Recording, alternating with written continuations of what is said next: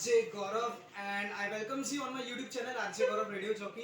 सो मेरे प्यारे दोस्तों, आज मेरे साथ एक स्पेशल गेस्ट इस वक्त मेरे साथ अभी मौजूद है, मेरे साथ बैठे हैं। लेकिन मैं नाम बताने से पहले इनके बारे में मैं कुछ बताना चाहता हूँ, इंट्रोड्यूस करना चाहता हूँ। सबसे पहले तो he is my 10th maths teacher of 10th E 2018 year and he is my best professional teacher also, maths teacher also, and he is a supervisor of Mahatma Gandhi school. And इन्होंने मुझे बहुत सपोर्ट किया है, खासकर स्टडीज़ से लेके, sports से लेके, हर एक स्कूल एक्टिविटीज़ से लेके मुझे इन्होंने सपोर्ट किया है, specially and radio jockey anchoring के लिए। जब मैं रेड हाउस कंडक्शन में एंकरिंग करता था, as a radio jockey anchoring करता था, like Damodar dubbing and mimicry voice निकालता था, सो इन्होंने मुझे स्टेज पे खड़ा किया रेड हाउस कंडक्शन पे। एंड आज इनकी वजह से मैं आज एक बेस्ट प्रोफेशनल रेडियो जॉकी बना। So I present mister Anil Konge sir of Mahatma Gandhi school of supervisor. Hello sir. Thank you, thank you, thank you. Sir how are you sir, कैसे हैं आप? Fine, fine. I'm very fine. And Okay. congratulations that you become the radio jockey and you have selected this. Thank you so much sir. Sir आपसे थोड़ा सा बात करना चाहूँगा, कुछ क्वेश्चंस पूछना चाहूँगा sure. एज अ सुपरवाइजर के लेवल में। Sure. सो सर, सुपरवाइजर बनने के बाद क्या क्या रिस्पॉन्सिबिलिटी रहती है सर? Supervisor actually एक ऐसी पोस्ट है जी कि हमें हेडमास्टर्स की पूरी रिस्पॉन्सिबिलिटी भी लेना जी। है और इसके साथ साथ पूरा एडमिनिस्ट्रेशन के साथ साथ एकेडमिक जो पार्ट होता जी। है वह सभी उनको देखना पड़ता है। जी अब जैसे एडमिनिस्ट्रेशन में अगर आप देखते हैं तो राइट फ्रॉम कि बच्चों का कोई भी जैसे वर्क होता है, जैसे बोर्ड एग्जामिनेशंस आती हैं, वह सब एडमिनिस्ट्रेशन में आता है। जी। देर आफ्टर टीचर्स का attendance this comes in the administration. Academic में जाएंगे तो फिर एग्जामिनेशन से लेके, असेंबली से लेके, प्रेयर से लेके रिजल्ट तक, ये सब पार्ट्स उसमें आते हैं। Okay sir. सर आपका स्ट्रगल इस फील्ड में कितना रहा है और क्या क्या प्रॉब्लम आई थी आपकी स्टार्टिंग में? शुरुआत में तो इसके पहले जैसे मैं अभी महात्मा गांधी में हूँ, तो इसके पहले मैं मॉडर्न स्कूल में था।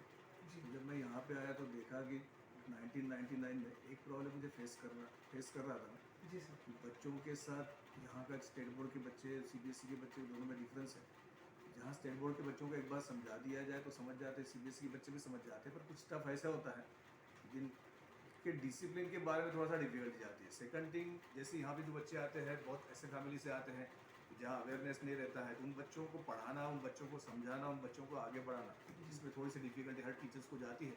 बस ये एक ही प्रॉब्लम फेस किया, बाकी ऐसा कुछ नज़र नहीं आया मुझे। बाकी जो भी हमने सोचा है वो बच्चों से हमने करवा लिया है। Okay sir. सर स्टूडेंट्स के यंग जनरेशन के लिए कुछ मैसेज देना चाहेंगे? आज की यंग जनरेशन में सबसे इम्पॉर्टेंट है कल्चर, एटिकेट्स। ये थोड़ी सी कमी है जहाँ बच्चों का इतना अच्छा नॉलेज है। आज देखो छोटा बच्चा भी रहा तो मोबाइल को बहुत अच्छे से हैंडल कर लेता है, जी अदर देन हम लोग मोबाइल को हैंडल नहीं कर पाते हैं। जी सर। जहाँ इतनी अच्छी जनरेशन है, इतनी फास्ट जनरेशन है, बहुत ही अच्छा ग्रास्पिंग है इस जनरेशन का, पर वहाँ एटिकेट्स और थोड़ा सा कल्चर में प्रॉब्लम्स है। अगर बच्चों ने अगर वहाँ पे अगर कल्चर और एटिकेट्स अगर सीख जाते हैं, एक रिस्पेक्ट जो होता है बड़ों के लिए, अपने टीचर्स के लिए या किसी भी व्यक्ति के लिए, जी वह अगर बच्चे अगर सीख जाते हैं ना, तो इससे बेस्ट जनरेशन कभी नहीं हो सकती। जी सर। सर इस कोविड-19 में क्या क्या प्रॉब्लम्स आपने फेस की है और इस पे आउटकम कैसे किया है?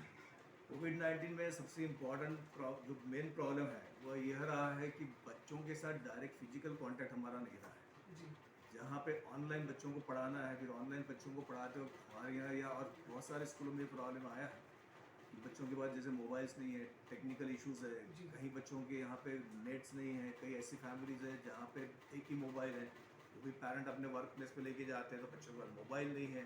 तो ऐसे कंडीशन में जो टीचिंग है, जो नॉलेज है, उन तक डिलीवर करना बहुत डिफिकल्ट जा रहा था।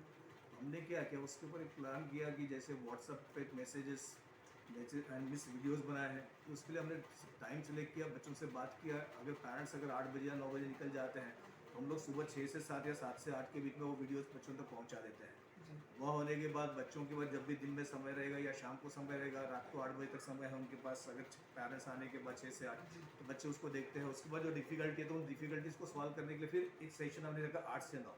तो 8 से 9 में बच्चे जो भी डिफ़िकल्टीज़ है वो उनको वो व्हाट्सएप के थ्रू हमको पूछते हैं और उसी वक्त हम लोग उनको रिप्लाई करके उन डिफ़िकल्टीज़ को सॉल्व भी करते हैं। तो इस तरह से हमने थोड़ा सा जो भी प्रॉब्लम अभी प्रॉब्लम आया है उसको सॉर्ट आउट करने की कोशिश कर रहे हैं। जी सर। सर एक और क्वेश्चन।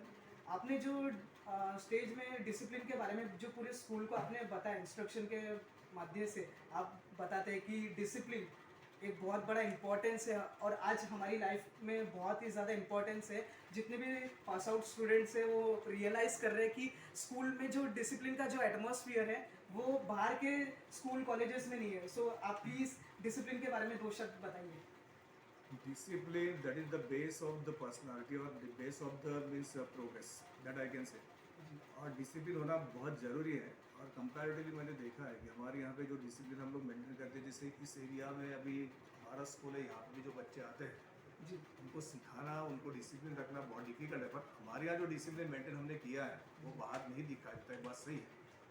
और discipline right from get up early in the morning या get up from the bed to get retired on the bed, तब तक डिसिप्लिन होना चाहिए। डिसिप्लिन आपके बैठने में, आपके बात करने में, आपके चलने में, आपके खाने में, आपके काम करने में, everywhere there should be the discipline. अगर डिसिप्लिन है तो लाइफ बिल्कुल सही ट्रैक पे होता है।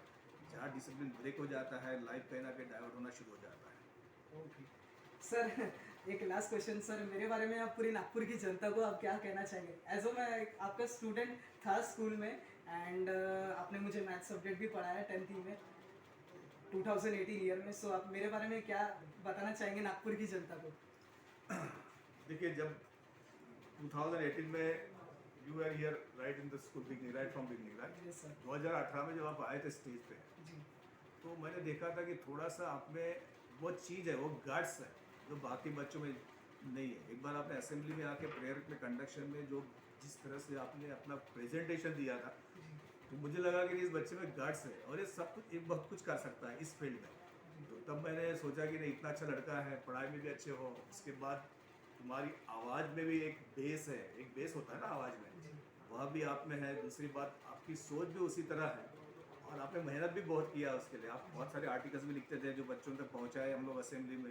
जी सर। तो एक बहुत ही नेक, गुड एंड वेल डिसिप्लिन, जैसा भी मैंने आपको बताया था कि आप ऐसे ऐसे चलिए, ऐसे ऐसे आप चलते गए और आज इस मुकाम पे पहुंचे हैं कि आपने उसको अपना प्रोफेशन ही बना लिया है और रेडियो जॉकी के लिए आप तैयारी कर रहे हैं। जी सर।